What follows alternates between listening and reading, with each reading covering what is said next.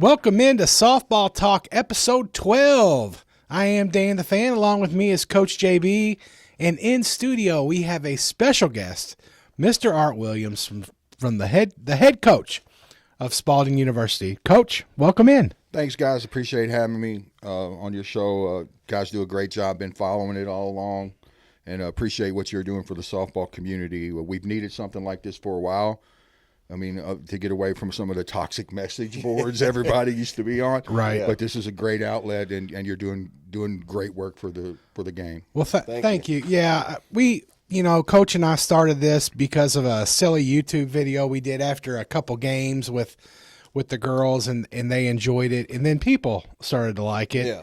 And we throw some topics out there that are of interest, and it's been fun. But we are so excited to finally have a kind of what this podcast is started about is, help with recruiting, help with the game. And basically we have the 2023 St. Louis Intercollegiate Athletic Conference Coach of the Year. Coach, congratulations. Thanks. Huge season last year. Coach, you made the regional. Absolute just murdered the beginning of your season. Huge start. But this is your 15th season at Spaulding. It's got to be tough. And you're a local guy, right? Yep. You were at Assumption and then took over the program at Sacred Heart. Actually, I was an assistant to Bob Whitley over at Sacred Heart. But yeah, when I left Assumption. Wow. So a long time in this area. I'm sure you've seen the game change a lot. But, Coach, I just wanted to say congratulations. A huge run last year for your team, a beautiful facility over there. Thanks for coming on the podcast. No, anytime. I'm happy to help. Yeah. Coach, I know we have a lot of dying questions for Coach Williams here. I know I have many. Start us off, please. Well, we get a lot of people that send in questions all the time and ask, as we're talking about recruiting, and we see things get posted on the internet a lot. And I just want to know what your perspective is on it. Like, we see you at tournaments a lot, okay, especially when we play at a lot of Sean's. You host tournaments. The thing about you guys is you all are always interacting with the kids. Like, you're always talking to the kids and telling them, giving them good feedback. My question is when you are standing around at these tournaments, are you okay with kids walking up and introducing themselves to you? Absolutely. We, just like in the recruiting process, you want the athlete to form a relationship with the coach. Mm-hmm. We like to form the relationship the same way, and the best way to do that, when we know that when a kid comes up and approaches us and has the confidence to come up and talk to you, Absolutely. There's a little bit something extra special about that kid that doesn't care about what anybody else is thinking about or is not embarrassed to come up and introduce herself. That, brings a kid up a little bit for us. Mm-hmm. We're going to look at her, going to take a few extra notes on her, and that helps out, especially when they initiate that, because a lot of time we get tons of emails. Right. And it's really nice when a kid comes up and we put a face to that email. Yeah. Because as you guys know, you've been around the travel ball world, where we walk into a facility and there's, 4 or 6 fields, there's 8 teams for each organization playing. And a lot of times the organizations make the teams wear the same uniforms on the same day. So we're scrambling it's around. Impossible. Looking. Yes. It's really hard. Yeah. So when a kid comes up and does that, that's great. That just tells me that the kid, number one, is not intimidated. Mm-hmm. And we're human. We're not anything to be intimidated about. But I understand the recruiting process is a little overwhelming for the student athlete because everybody feels the pressure from all sides on where am I going to go? What am I going to do? Is my clock running out? Am I going to miss an opportunity? You just got to take a chance every now and again. Don't be afraid to approach the coaches. Now, granted, make sure rule-wise, that they can talk to you, and then don't be offended if you come up to a coach and introduce yourself, and the coach says, say, hey, nice to meet you. We can talk later. We can't talk now. Right. Don't take that as I'm not interested or the other coach is not interested. We're protecting you to stay eligible and protecting us to keep us to be able to recruit off campus. So. Right. Coach, I know you and I had talked about it. You had a player that you actually had to go up and help introduce it to another coach at another tournament. I think it just goes to show, hey, it's okay to go up to these college coaches. Mm-hmm. It's okay to talk to them. And I think in a lot of cases, it's nice. Like Coach Williams just said, it's nice to put a face with a name. Yeah. And I think as players out there watching this or listening to this, I think that we need to maybe make that change and go up to these coaches and at least say hello. And, hi, I'm so-and-so from this team, this, high school. It is a good thing. Coach, something I did want to mention is back in August, your program was recognized by the National Fast Pitch Coaches Association as the highest ranking GPA in the SLIAC, 3.65 GPA. Coach, I know wins and losses is what pays the bills and keeps you on staff, but as a coach, trying to recruit players to your program, to know that the point of emphasis is academics, man, as a parent, that is just awesome. So I just wanted to say congratulations. Thank you. I believe that was 22nd in the nation overall as well. Yes, it was. So we take pride in that. We set a team goal every year. We want to be the top sports team on campus with GPA. Okay. And when we're out recruiting, and it's a little easier to recruit female athletes. No disrespect to the male athletes out there, but the female athlete with no professional, very little chance of playing professional softball after, they are more academically driven. So I recruit to the programs we offer at Spaulding to get the kids so that they're not wasting time there. Right. I want them to come in and we have a strong nursing program, our occupational therapy, our physical therapy, our education program, criminal justice, athletic training. All those are home runs for the female athlete. Yes. And so we recruit those athletes, and when we sit down with them, the way our recruit visit goes, they'll set it up with admissions. Admissions will take them on a campus tour so they can get them in, talk to some professors, some department heads, things like that. And then I sit with the parents and the student after that, and the first thing I break out to them is academics.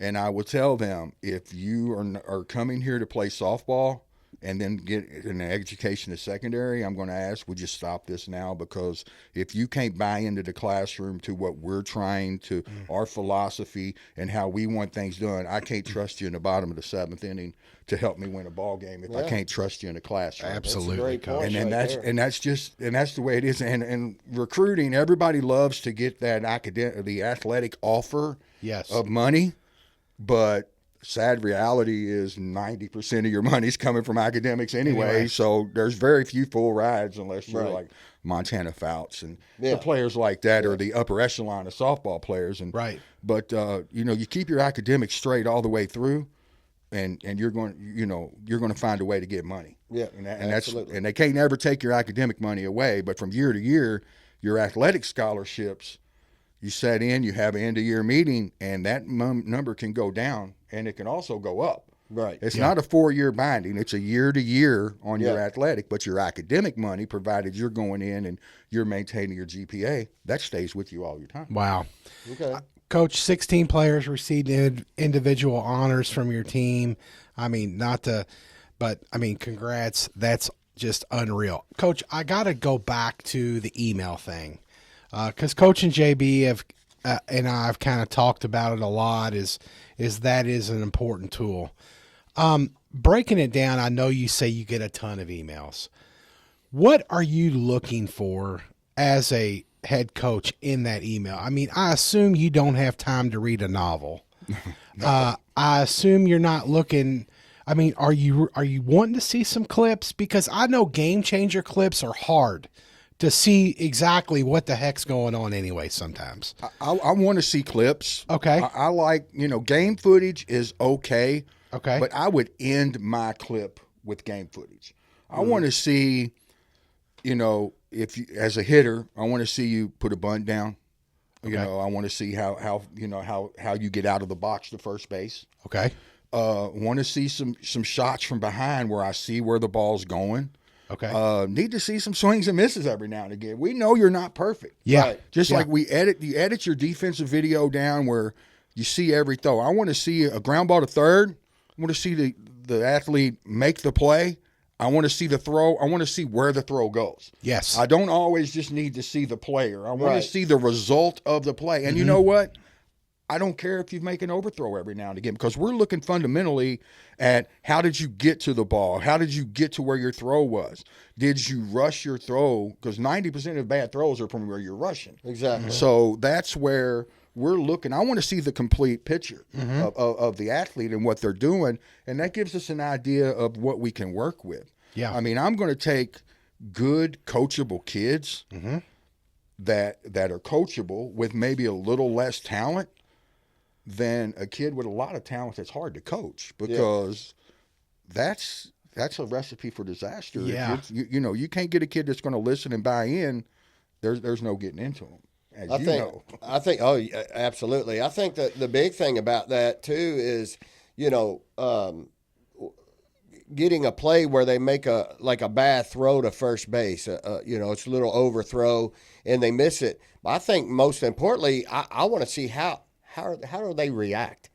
Are they slamming their glove on the ground? We do a little, our philosophy, we have a little thing. It's not the mistake you make, it's how you come back from the mistake. We know we're going to make mistakes. Yes. When we talk about it in practice, I want your mistakes to happen in practice so we understand what we can do in the game. Right. And I tell, first and foremost, as a coach, if I want my players to own their mistakes, I acknowledge mine and I own mine. When I call a pitch and it gets hit out of the ballpark, hey, that's on me. My bad. Yep. I've got a scouting report. I know what I should do. Yeah. Maybe you missed a spot, but so what? I called the pitch. Yeah. Same thing if I send a runner home. They get thrown out. That's on me. First thing I'm saying back to the dugout, ladies, that's on me. Let's go. Pick it up. Yeah. We'll pick each other up. And then that makes the team come together and know we can make mistakes. There's two types of mistakes is what I explain to my team. There's a passive mistake where I feel like you don't have the confidence that you can make that play. Mm-hmm. So you were unsure, so you made that mistake. And there's an aggressive mistake where you had the confidence and you gave all the effort. You laid out, the ball may have tipped off your glove. You did whatever you had to do, but you had the confidence to do that. Yeah. Those are good mistakes. Now, the mistakes we don't like with our outfielders is you don't dive toward the lines. That's and you know what? They still want to do it and all that, and we have a good time about it, but that's fine. But let's try not to do it in the game. Yeah, right. Yeah. Coach, the 2023 season, your Spaulding team finished 29-13. You started out the season absolutely on fire. You played in a tournament in Myrtle Beach, South Carolina. And honestly, you got beat by a team after you had to play them again, the Scranton team. Coach, so I looked at your schedule this year. You're staying home. You're doing your own tournament here. Or you're doing something here. Yeah. Why the change? Because it was such a hot start. Was it too easy for you out there? Myrtle Beach is great when you have to bring in a bunch of youngsters to acclimate them to the game. Okay. And we've changed something. We used to go on a trip every year at Spaulding, and then the fundraising. My kids started burning out on fundraising, because when we go on Myrtle Beach trip or any spring break trip, we have to fundraise all that money. Yeah. And I wanted, so we're going to go every other year to a destination now. That way each student athlete will go twice in their 4 years. But Myrtle Beach is great. The gentleman down there does a great job, Dale Warner. You pay your fee, you get 8 games, you get down there, he asks you to play more if you can, and the condo, you're on the beach, pays for the breakfast and all that. It's a very economical tournament, and I like it.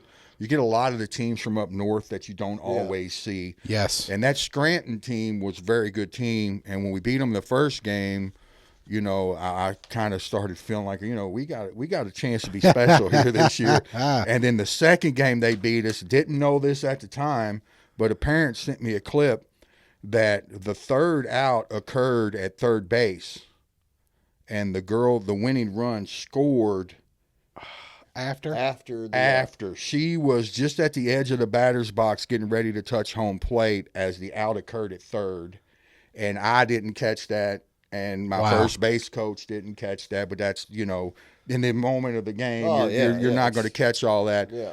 But tough way. But again, tough loss to a good team that only made us tougher as we went down the stretch. Right. I mean, Coach, you beat him 7-1 the first time you played. The second time, I assume it was a walk-off, 8-7. Yep. Huge season for you.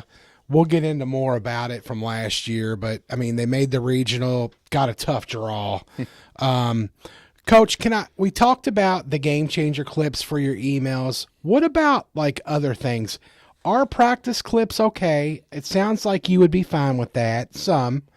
And then like workout and strength training videos. Are you wanting to see all that? Yeah, you could put a little bit of your strength training on there. That lets me know that you're going to buy in the off season, because with our off season, I can only work with my team 19 weeks out of the year.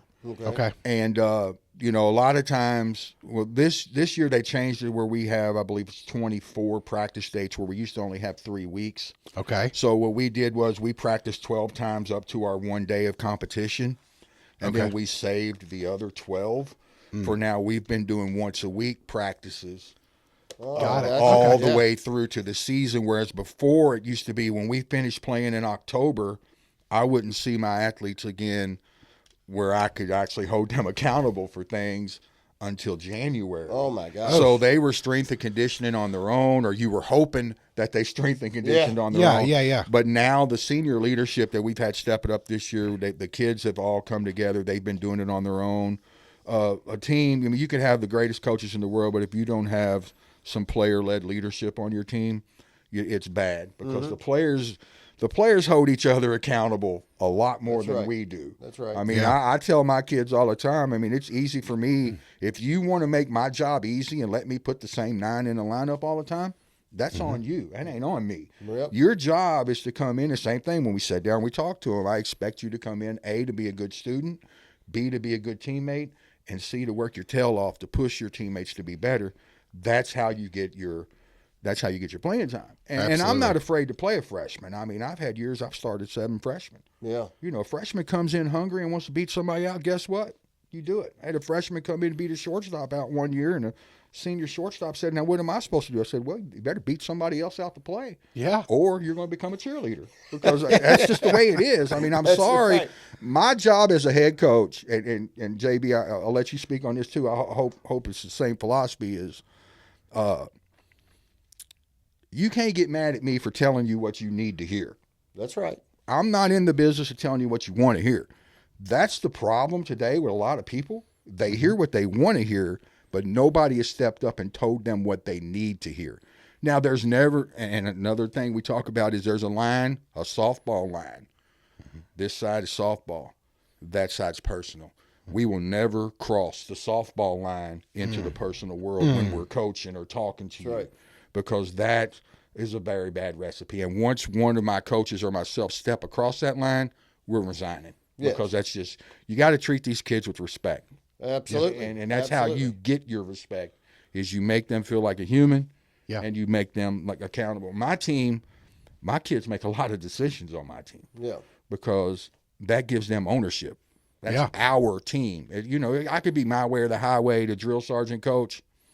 You don't get a lot out of them that way. Yeah. You got to bend a little bit now, especially in today's world. Yeah. Yeah. So. No, I agree with that. And the biggest thing I tell my kids all the time is I don't sugarcoat anything.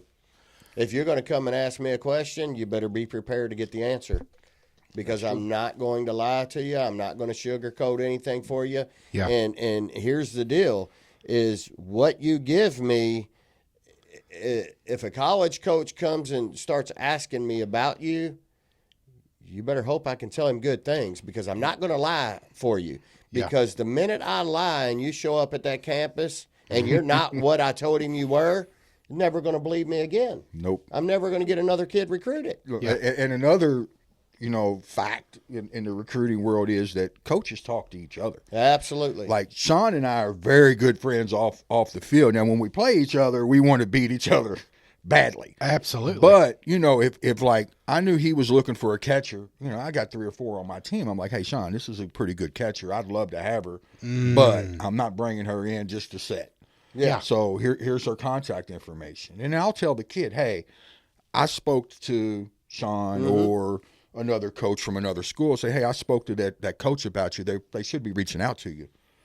That's a testament of, hey, kid, you're good. Yeah. I don't believe in bringing kids in that are not going to A, help our program, or B, have a chance to play. Right. That you start carrying 35 kids on your roster, and that's 4 starting lineups when you get down to that. Yeah. And then how are you going to play 4 starting lineups? Yeah. And get any kind of rhythm. Yeah. So I like, we've had as many as 26. Okay. And it always pans out. Last year we started with 26 and we ended with 17 playable. We had a couple season-ending injuries. Okay. A couple kids decided that softball wasn't for them anymore and wanted to focus on their education, which is fine. Yeah, which I'm sure happens a lot. It has to. It happens a lot. But we have to be prepared as coaches to have our numbers, because I had a couple years where I had 11 kids. And holy cow. You start getting a little nervous. You can't practice them because you're afraid you're going to hurt them. Right. Yeah. And then you're in a game with 9 players and then you're stuck. So, we like to play aggressive, so we use a lot of people. We're going to run and things like that. So the more players I have, the more opportunity for them to play and the more opportunity for them to make each other get better. Absolutely. I got one thing I want to know is, obviously Spaulding is local here in Louisville. What tools do you use to keep track of the local kids around here to figure out, if there's somebody I want to go look at? Because obviously you guys are playing the same times we're playing. So is it just during travel ball that you might find the local kids around here? That's where we build our relationships a lot in the travel ball. I actually, whenever I get a chance, I 100% go to high school games. Okay. I love going to high school games because that kind of mirrors, the high school games mirror what my student athletes are going to go through. Yeah. And what I mean by that is they're going to be in classes all day, and we play our home games in the evening. Yeah. So I want to see how you reacted on a Thursday after being in school 4 days, or you got a night game on a Thursday. How did you come through that? How was you going through that? Because in the summer ball, I mean, I know kids are up working and that, but there's a little bit different when you can lay around and not do anything for 4 days other than do your softball drills and things like that, and then come out and play. Naturally, you're fresher, things like that. I want to see the kids that have been through the grind, academic day, had a big test that day, and how did they react that night and come in and play. Okay. So I do that a lot of, and again, I do look at a lot of emails, and I do read the emails. And when a local kid sends me an email, I'll reach out to the coach. Because I have to have a good relationship with the coaches. And if the coach doesn't get back, I get and Coach JB and I were just talking about this before you came on about, not to cut you off, no, Coach. You're fine. But so when you're recruiting a kid, does where the kid come from matter? I mean, I get to a degree that it won't, but I also get to a degree that, hey, I know this high school coach or this travel ball coach is making these kids work, and I know what they put them through and what I'm going to get out. And I know that, for example, Coach JB is not going to take a kid that's going to loaf or do this or do that. Does that matter to you, or would you speak on it at all? Yeah. I don't care where the kid comes from. Okay.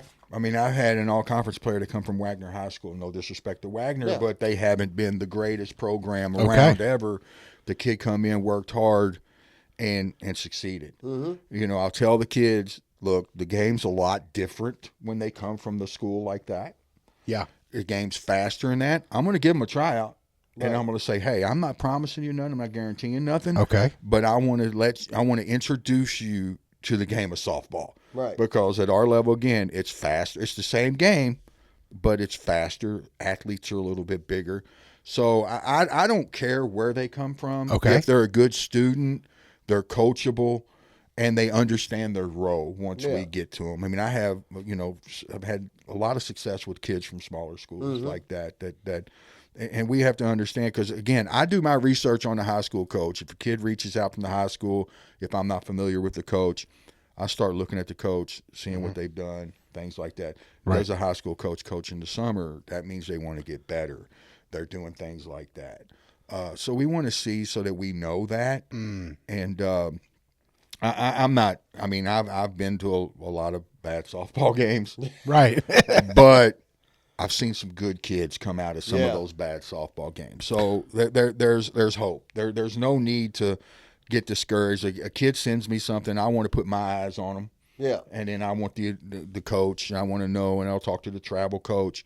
I just, A, I need to know what kind of kid I'm getting, and B, what kind of family am I getting. Absolutely. And so I think it's important for all the kids that are listening, or the parents that are listening, just because your high school team went 10-26, or you have maybe a volunteer head coach, or that, in Coach Williams' example, you just need to work hard as a player. You need to get better, be a little selfish, get yourself figured out, but don't let, just because there's a coaching turmoil or you have a bad season, let you think that, hey, now I don't have a chance to get recruited. And on that a little bit, you may not react to that coach's coaching style. Right. Yeah. I mean, everybody has their own coaching style, and you may be better with Coach A than you were with Coach B, and vice versa. It's just all about finding your fit. That's right. Number one, find your fit.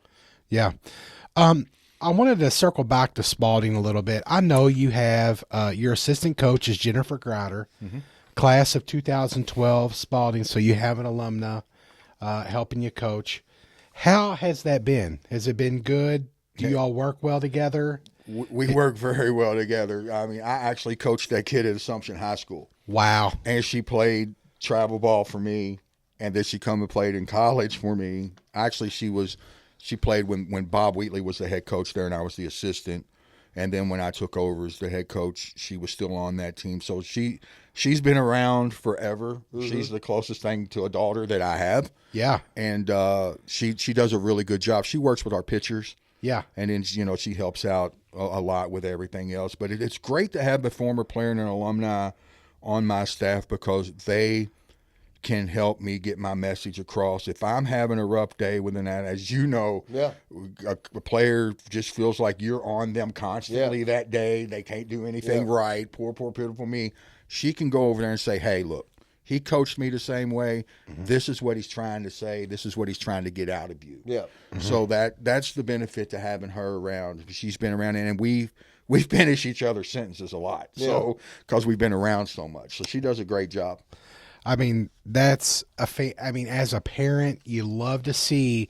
There's something special when you see a former player come back and help, or to be part of the program. Actually, I have another. Brooke Lehman is back as a volunteer assistant as well, and she graduated in 2016, 2017, and she's back helping us out as well. So I just think, Coach JB, same thing we talk about at Mercy. You have a former player coming back and helping out here and there.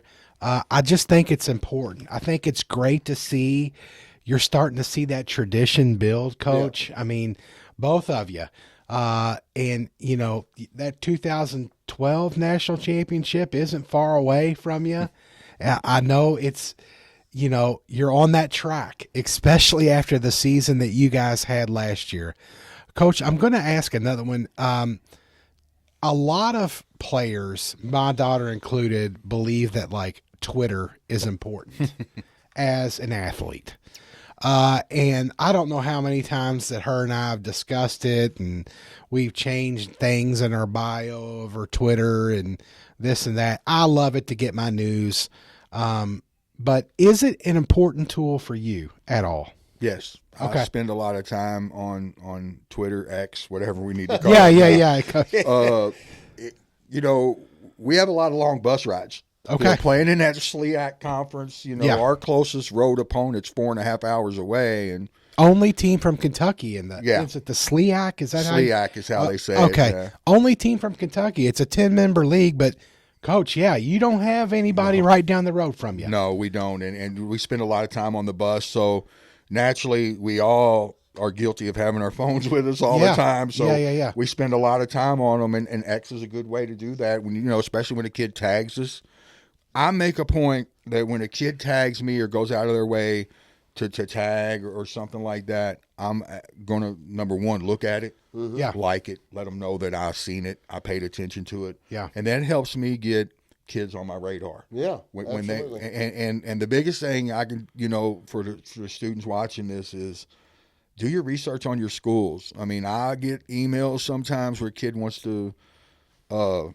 major in marine biology. That's not happening at Spaulding University. I'm sorry about that. You want to stand out when you do that.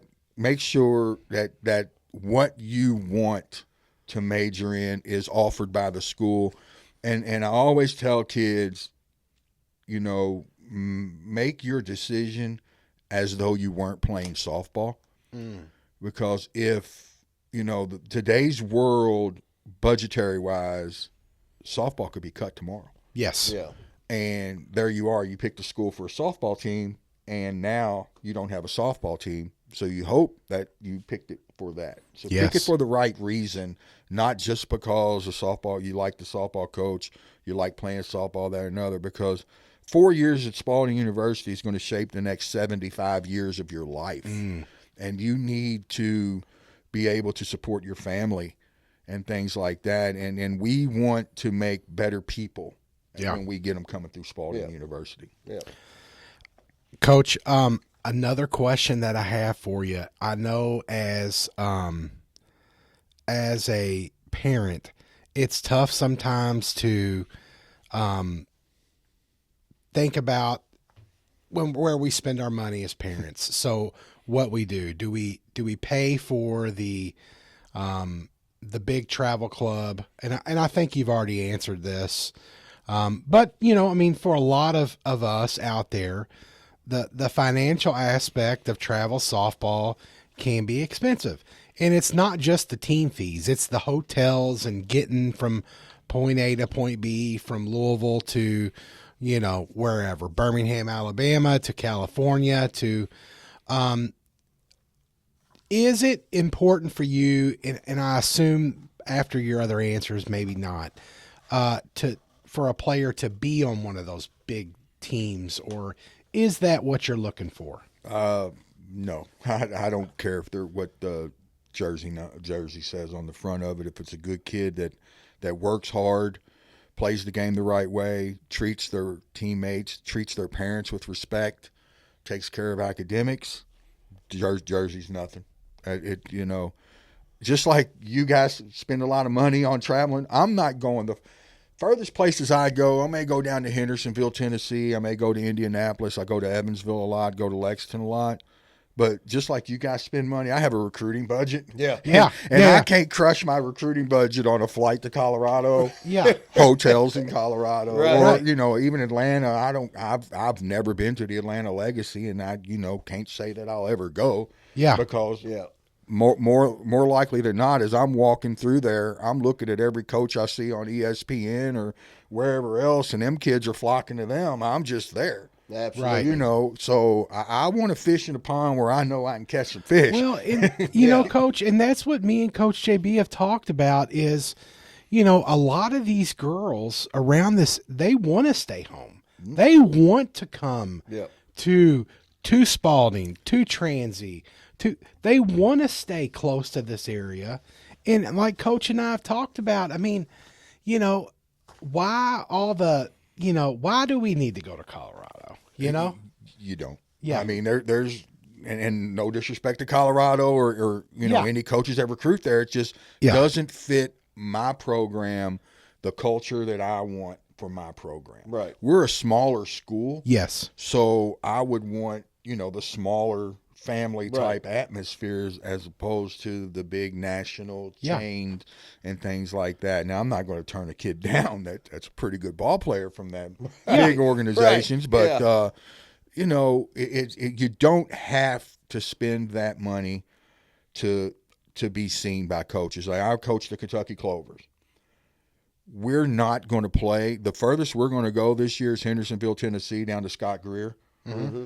And, you know, 90% of the stuff we're going to play in is going to be for Sean. Yeah. Because Sean has 10 to 12 coaches there.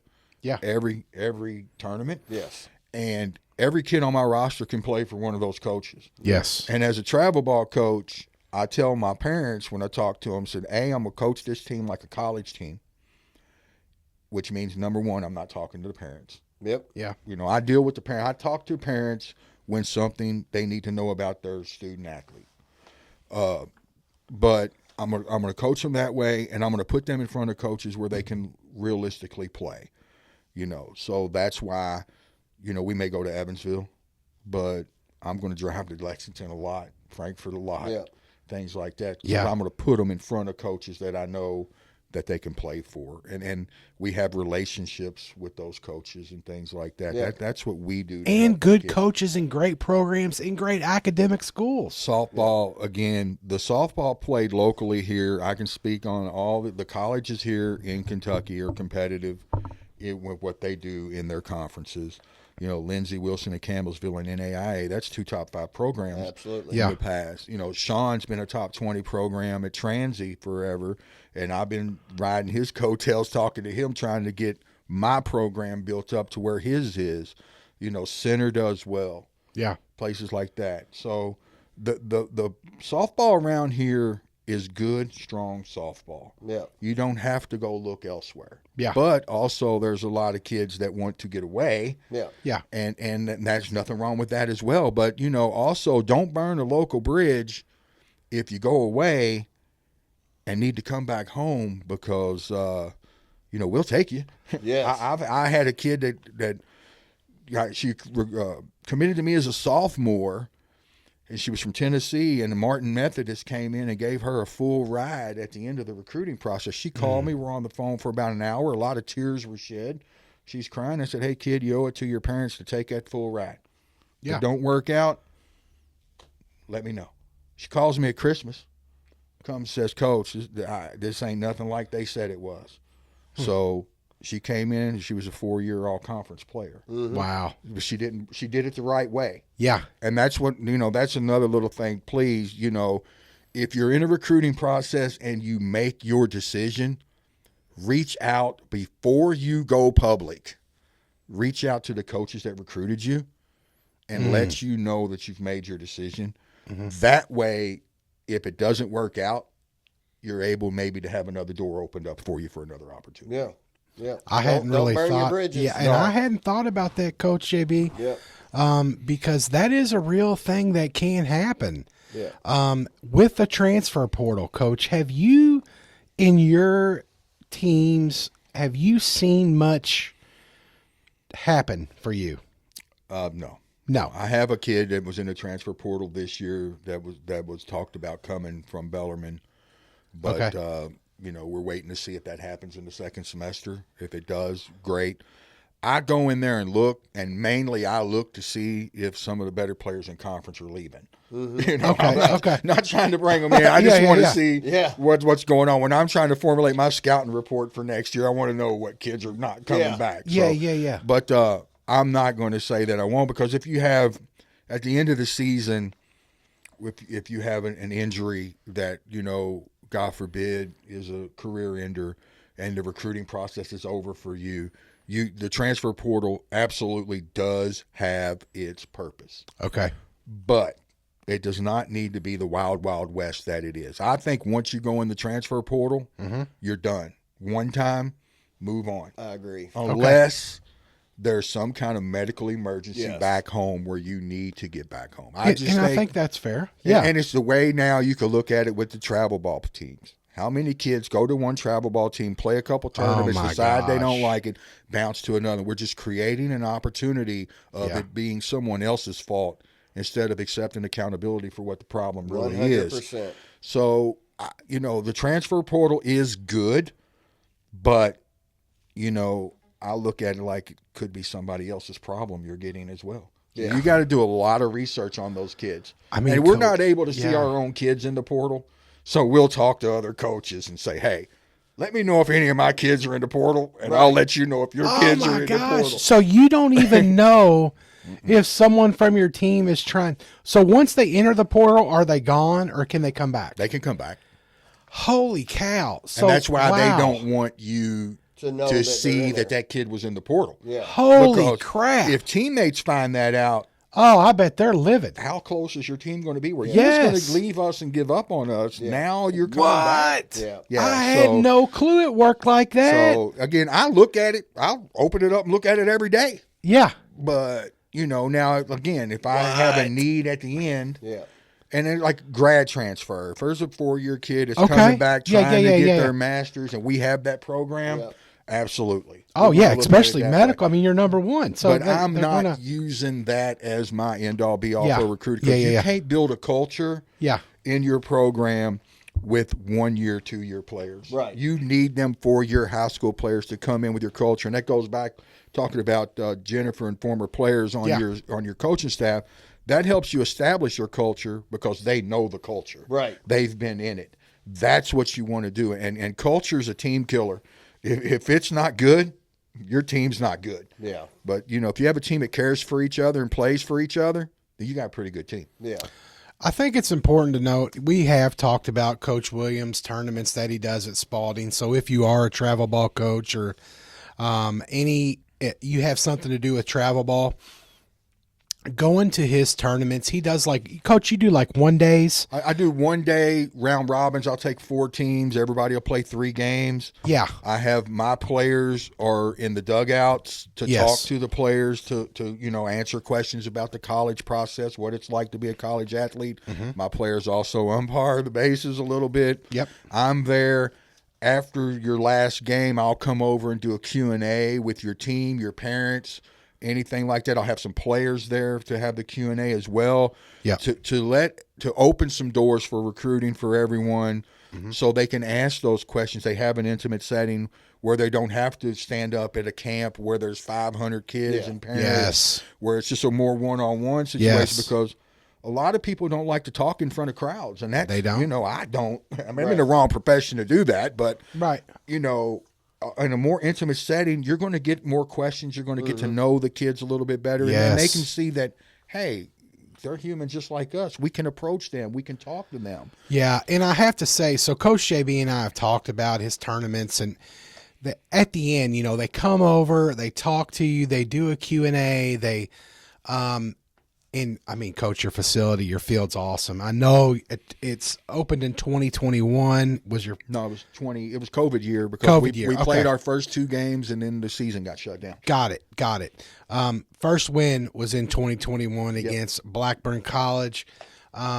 It's a beautiful facility. I mean, I think, when you start looking at that, Transy's got a beautiful facility. You've got a beautiful facility, both in the regional tournament. I think we're starting to see the trend as it continues to build, Coach, that you're really starting to get some nice things over there. Yes. At Spaulding. It has to make you happy. It makes us ecstatic. I mean, Spaulding's where I'm going to end up. I mean, I have had some other opportunities. And that was my question is 15 years, Coach, what has kept you there? I know that, the things that don't count on the wins, losses, the GPA, the team GPA.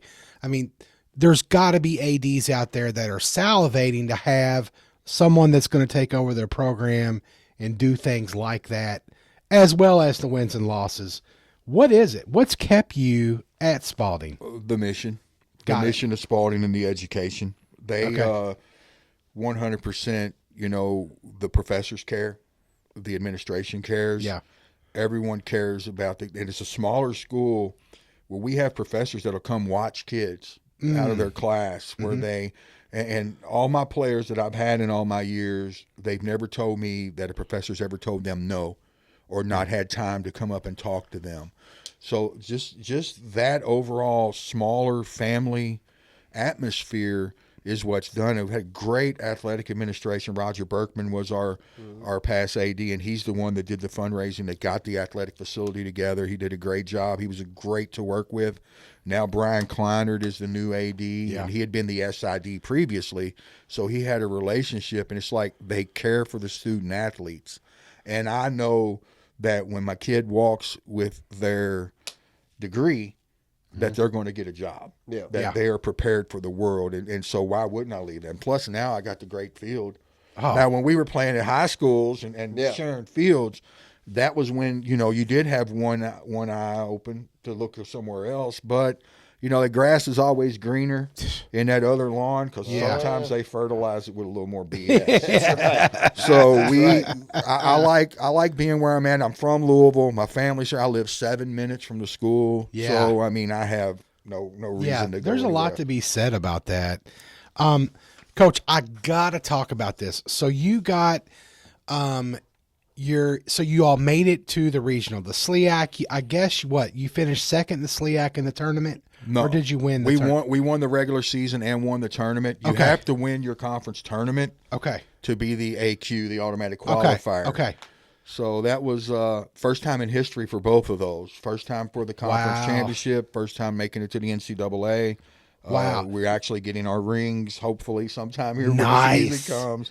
So then they stuck you in Wisconsin. Okay. Yeah. We figured someplace like that, Iowa or Wisconsin. Okay, so you knew that was coming.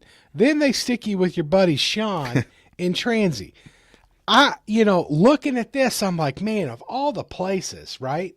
Then you go there, you play the number 1 seed, 2-1, tough game. Yeah. And I know as you're sitting here, it's probably, I'm not trying to bring it up. I just want to talk about. No, I'll talk about that first game. Yeah. We, lost a heartbreaker. We was up 1-0 going to the bottom of the 7th with 1 out. And we had a pop up to second base that got dropped. It happens. Yeah. And the stage was a little bit bigger than we were ready for. Okay. But, Sean told me this, and he said we were the best team there. Wow. Now, we should have beat Whitewater. Okay. Sean and I, we played a very tough 8-7 ball game. Felt like we probably could have won that one as well. But again, getting to that stage, you got to lose on that stage to learn how to win on that stage. 100%. Yeah. So now we're big on be where your feet are. Okay. Don't let the moment be bigger than you are. Okay. Now we've been in that big moment. Yeah. And now we know. Yeah. And on the bus ride back, they were like, we're ready to start tomorrow. Coach. And I'm JB, like, it sounds a lot like what you're And I'm like, look, take some time away. Yeah. Let the reality of where you were sink in.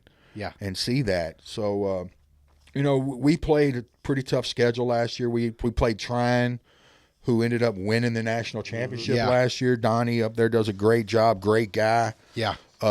Sean. So this year we stepped up. Going back, you talked about not going to that tournament. Yeah. We stepped up our schedule a little bit because we're trying to get our strength of schedule up. Yeah, you did. You got Emory twice coming in here. Yeah, that's and they're India Childs is coaching that. Yeah. Oh, okay. Now, so when she got the job, I reached out and said, "Hey, would you like to come home?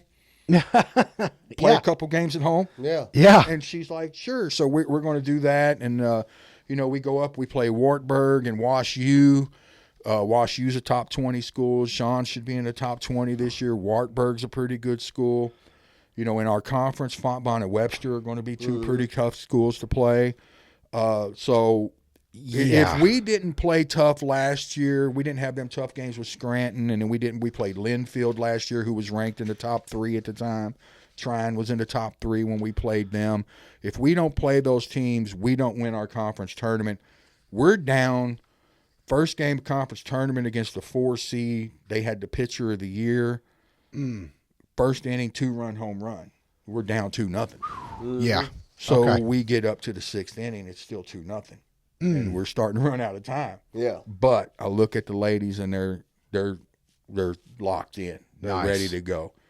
So we chip away. We score one in the bottom of 6. I think we score one in the bottom of the 7th, or maybe 2 in the bottom of 7th to win it. But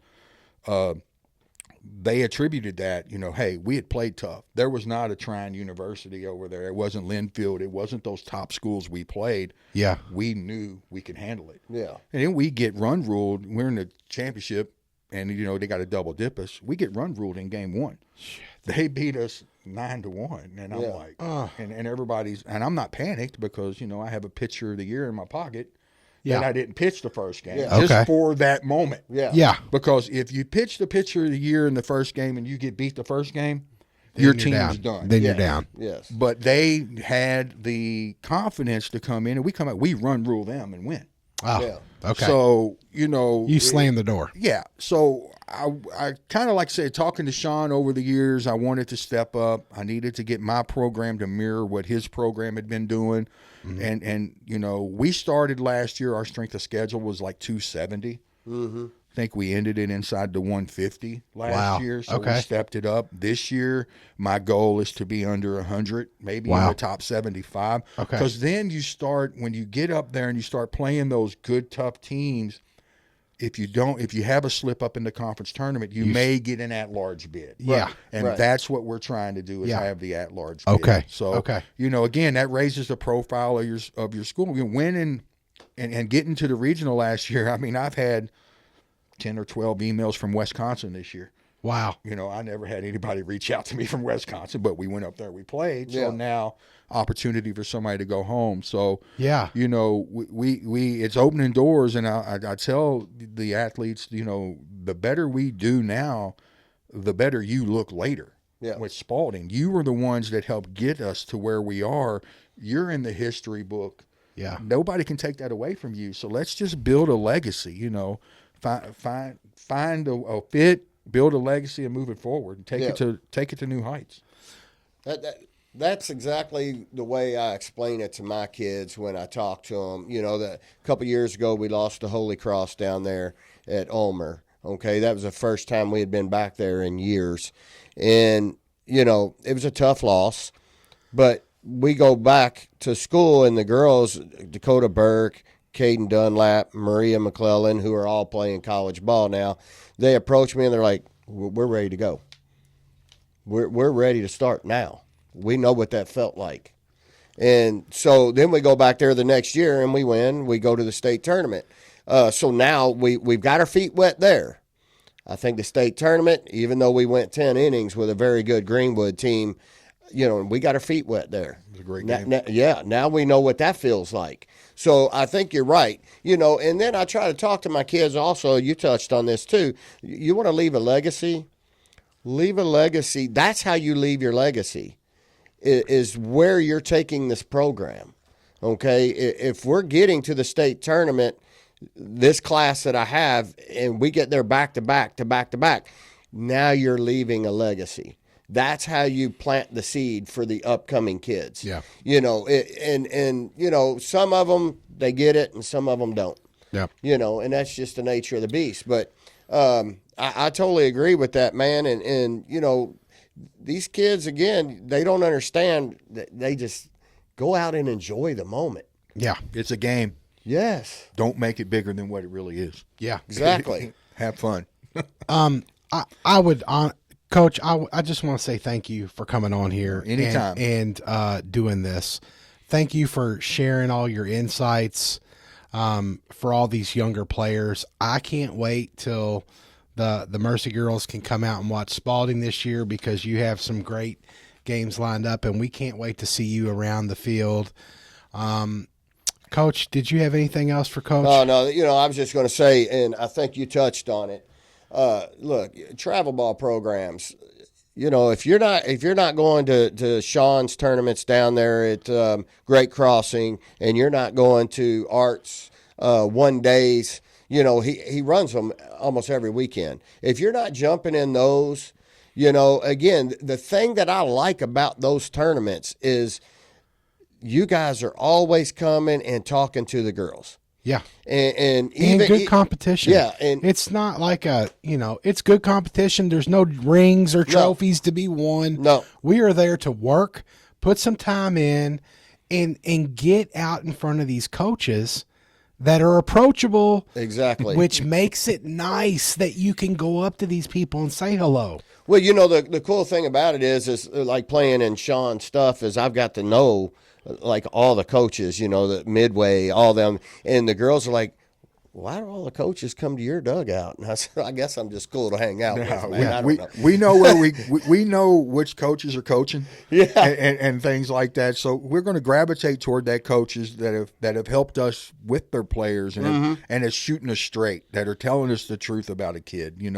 Again, the coach's reputation is on the line when he puts his name out for a kid. He's telling us we got to buy him at his word and hope that it's the truth, and a lot more often than not they're shooting us straight, and that's much appreciated from us to know that. It makes our job a lot easier knowing that we have somebody we can talk to and get the truth. Absolutely. Coach, best of luck next season. I know it's Coach JB and I talk about this. It's right around the corner. I mean, February 24th for you. You open with Transy at home. So you're starting out hot, baby. Yep. I guess that's the only way to do it, right? Yep. Yeah. Just how the season ended. Nice little rematch, a little Super Bowl rematch. Yeah, we're doing that. We're going to do something like that every year. We're going to alternate at my place and his place. We're going to bring a little triangle to start the season. That way we know we're going to start against some good competition. Yeah. And then if weather doesn't allow us to play in Lexington, we'll move it to my field being turf. Yeah. So that we're always going to be able to know that opening weekend we're going to be able to get our games in. Yeah. So that's what we're trying to do that. So. Coach, best of luck. Thank you for taking time out of your busy schedule to see us. I know Coach JB and I really appreciate it. Absolutely. To all the kids listening, make sure we'll put Coach Williams' email and his Twitter and all that into here. Feel free to reach out to him. Make sure you tag him if you're interested in Spaulding, because I don't think you're going to find a better guy. Coach, hey, really appreciate it. We can't thank you enough. Appreciate you guys. And again, keep up the great work with this, because it really is opening some eyes and ears for some athletes to get some questions answered that they may not have an opportunity to, or the resource to know where to get the answers at. But anytime I can be of help to you guys, let me know. Thank you, Coach. Coach, really appreciate it, man. Thank you. We'll see you all next week for episode 13. See you next time on Softball Talk.